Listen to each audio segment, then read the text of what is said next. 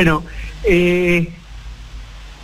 esa misma curiosidad que me da ver las cosas que pasaban muy importantes, de las cuales no había conciencia porque estábamos ocupados en otra cosa, también se aplica, para mi percepción, a los temas de la política y de la economía. A menudo hay muchísimo ruido con un determinado tema y pasan totalmente desapercibidos otros temas que tienen la misma y a veces incluso superior importancia. Es decir, en este momento, dos temas que están absolutamente en discusión son la situación del comercio de granos a partir de la situación del concurso de acreedores del Vicentín y todos los acontecimientos que ocurrieron alrededor de eso, con el decreto de intervención, con la propuesta de expropiación, con los fallos en contra del juez de Vicentín, con la intervención del gobierno de la provincia de Santa Fe, con un plan alternativo, con la resistencia de Nardel y Padoan de alejarse de la empresa, y finalmente con el decreto presidencial anulando el decreto anterior, y con el anuncio que Alberto Fernández le hizo al Gato Silvestre el otro día, que insólitamente no ha tenido ninguna repercusión, o por lo menos no ha tenido la repercusión que yo creo que merece, donde Alberto anunció que se va a separar YPF Agro de YPF, que se va a constituir con YPF Agro una empresa autónoma y que a partir de YPF Agro se va a tratar de lograr los objetivos de participación en el comercio de granos que no se pudieron lograr con la intervención fallida Vicentín. Es decir, que hay una decisión del gobierno de, digamos, que el retroceso en la intervención de Vicentín no sea un abandono del intento de participar en el comercio de granos y de regularlo desde una posición fuerte estatal. Sí. Bueno, eso no ha tenido la repercusión que a mi juicio merecería, y que muestra un gobierno que, digamos, tiene cierta flexibilidad para los retrocesos tácticos y cierta capacidad para patinar en algunos errores, como fue el decreto inicial de Vicentín, también es justo decirlo, pero que no abandona ciertos propósitos, ciertos fines, y que está dispuesta a buscar otros caminos para lograrlo. Esa es una reflexión que quería hacer sobre estos temas que mencionaba, pero hay otra también.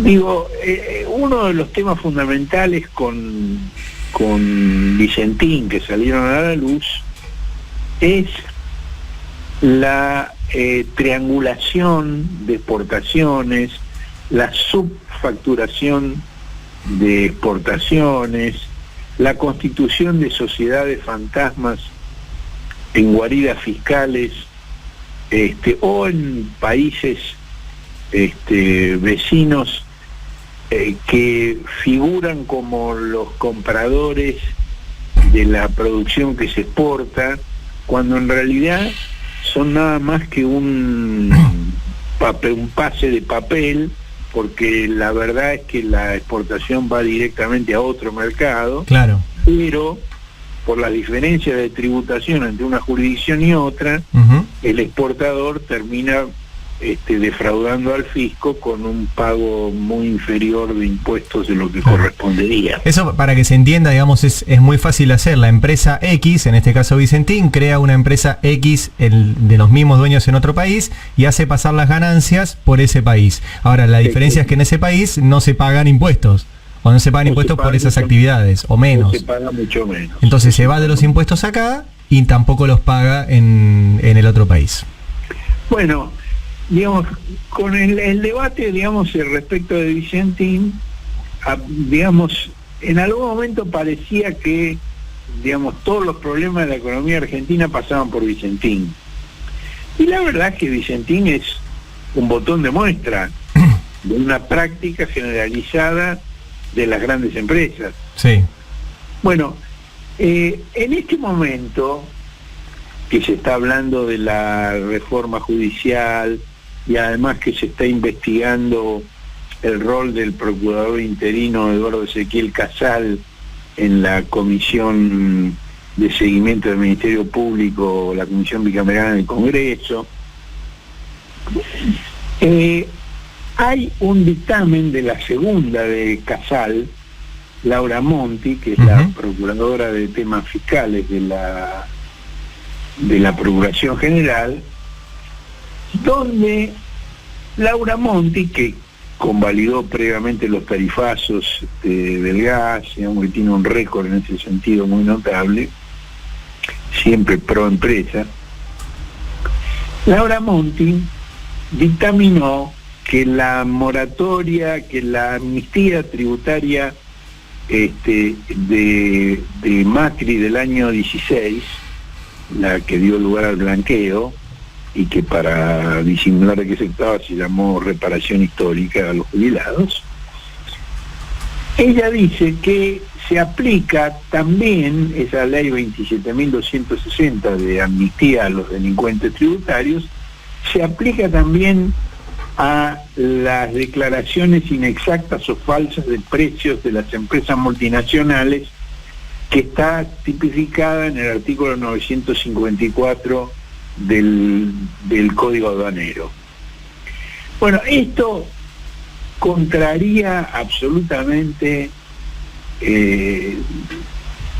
todas las posiciones que la FIP ha sostenido y que la justicia ha aceptado, e implicaría legalizar las maniobras groseras de subfacturación realizadas hasta 2016 por una enorme cantidad de empresas multinacionales, y sería la legalización de las estructuras de evasión y fuga de divisas y manipulación de los precios de transferencia, tirando abajo el trabajo de muchos años de los cuerpos técnicos de la FIP y de la Dirección General de Aduanas. Este dictamen de Monti es en una causa referida a YPF, en los años en que YPF era Repsol, era propiedad de Repsol. La aduana siempre ha sostenido que este tipo de infracciones no están comprendidas en el perdón de Macri. Y el fisco lo ha sostenido siempre en todas las instancias judiciales. Ahora, lo grave es que este dictamen de Laura Monti, según la información que yo tengo, ya tiene 3 votos favorables en la Corte. Los votos de Rosenkrantz, de Lorenzetti y de Hayton, que fíjate vos, representan de alguna manera las 3 líneas internas que se caracterizan en la Corte. Sí. Pero en este punto coincidirían los 3. Y desde el 12 de febrero la causa está en la vocalía de Maqueda, que es el que tiene que decidir. Yo espero que la publicidad de este tema disuada a la Corte de este atropello brutal en contra de toda la sociedad. Implicaría, digamos, convalidar las trapisondas de los grandes defraudadores, de los que tienen los recursos para inventar todo tipo de triquiñuelas de modo de eludir el pago de impuestos. Y de esto no habla nadie. Este tema no existe.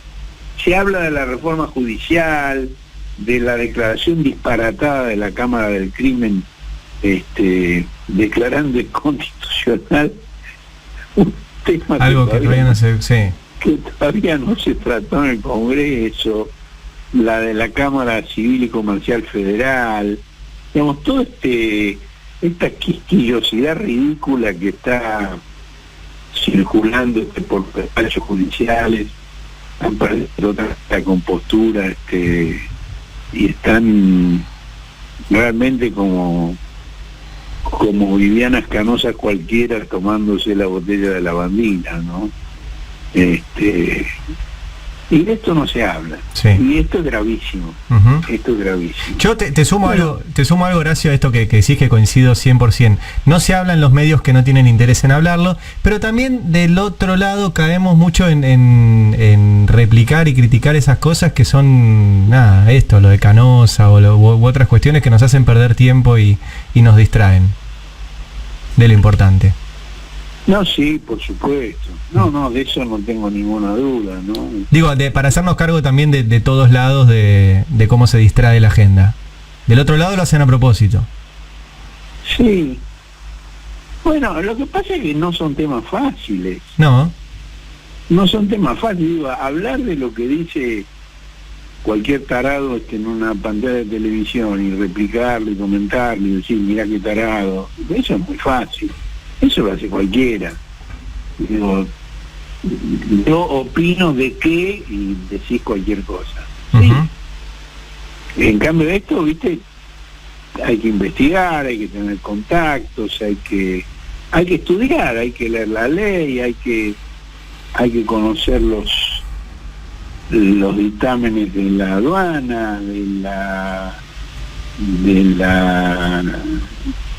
del organismo recaudador. Bueno, es difícil, no son temas fáciles de explicar tampoco, pero bueno, son los desafíos que el país tiene por delante, nosotros como periodistas, pero en general los desafíos que el país tiene por delante. Totalmente. Otro tema que me está preocupando mucho, ya hemos hablado otras veces, es la forma desatada en que están procediendo las policías en distintos lugares del país con la violencia institucional vinculada con la pandemia, con la cuarentena. Sí. Ayer hubo un caso en Córdoba. Sí, recién lo comentaba Lucía acá, sí. Bueno. Sí. Ahora, ¿por qué está teniendo la repercusión que está teniendo ese caso? Porque la víctima es un chico blanco, de clase media y de familia radical. Es decir, hay una selectividad policial para la violencia institucional. Digamos, la víctima clásica para estos atropellos son los Luciano Arruga, los Facundo Astudillo Castro. Sí. Ahora, cuando se equivoca la policía y le tira a un chico de clase media, blanco y de familia radical, ahí se arma el escándalo. Que es lo que está pasando en Córdoba en este momento. La Voz del Interior, el diario de Clarín en Córdoba, que ha convalidado permanentemente este tipo de prácticas de una de las policías más brutales que hay en el país, pero no porque, digamos, en sí esa policía tenga alguna característica diferencial, sino porque el poder político a lo largo de los años ha permitido eso. Digo, las políticas de la Sota en el gobierno de Córdoba, con la creación de los batutanes sudafricanos, digamos, desalojando, digamos, los asentamientos y las villas en los barrios de valor inmobiliario de la ciudad para reasignar a esas personas en las afueras de la ciudad y someterlas a un control policial despiadado, es lo que ha hecho, digamos, que esta policía se sienta respaldada para hacer estas barbaridades. Sí, total. Sí, acá condenamos que le tiren a cualquiera, a los blancos de clase media, a los Luciano Arruga, la policía no le tiene que tirar a nadie. No, pero es muy diferente la reacción social. Sí, claro. Sí. Cuando se equivocan. Si le pasara un pibe como yo, rubiecito, de ojos claros y de clase media, sería un escándalo. Exacto. En cambio le hacen cualquier cosa a un pibe de un barrio, de un asentamiento, y no pasa nada. Y pasa todos los días, llega alguna a los medios. Sí, por eso Cristina Castro dijo, me trataron de negra que limpia baños y pensaron que me iba a quedar callada. Claro, claro, efectivamente, es eso, es eso, a eso me refiero. Bien. Y además, en el caso de Córdoba, eso se complica por el hecho de que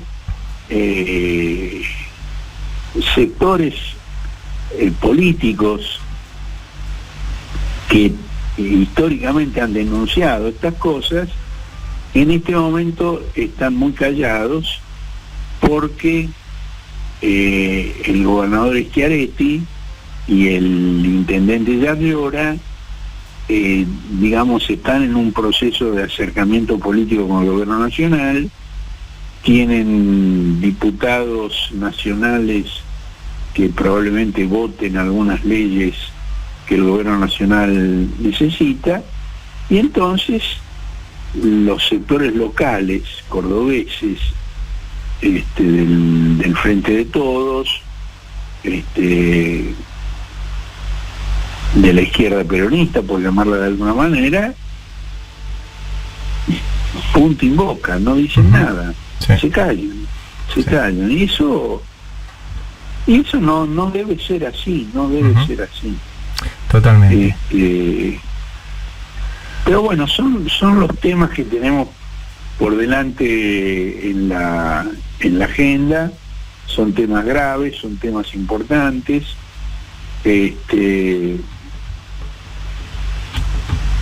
y tenemos que poner el ojo en estas cosas. Totalmente. Horacio, buen fin de, te leemos el domingo en el cohete a la luna, en mi caso el sábado a la noche. Muy bien. Te mando un abrazo grande. Codazo. Chao. Bueno, Horacio Berbisky aquí con nosotros. Tenemos tanda.